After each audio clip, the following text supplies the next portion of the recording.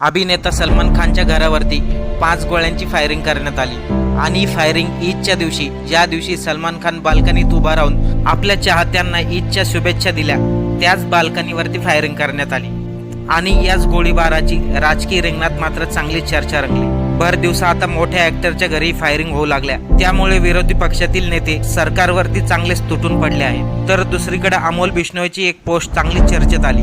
त्या पोस्टमध्ये लिहिलं आहे, ओम जय श्रीराम, जय गुरु दयानंद सरस्वती, आम्हाला शांतता हवी आहे, आम्हाला युद्ध करायचं नाही। सलमान खान, तुला हा फक्त ट्रेलर आहे, आमची ताकद दाखवण्यासाठी तुला केलेला हा शेवटचा इशारा आहे। लॉरेन्स बिश्नोई ग्रुप, सलमान खानने लवकरात लवकर बिश्नोई समाजाची माफी मागावी, कारण की सलमानने काही वर्षा अगोदर एका हरणाची शिकार केली होती आणि वैष्णवी समाजामध्ये हरणाला दैवत मानले जाते, परंतु सलमान खानने आतापर्यंत कोणतीही माफी मागितलेली नाही। या सर्व पोस्ट आता चांगल्याच व्हायरल झाल्यात। नेमकं सलमानच्या घरावर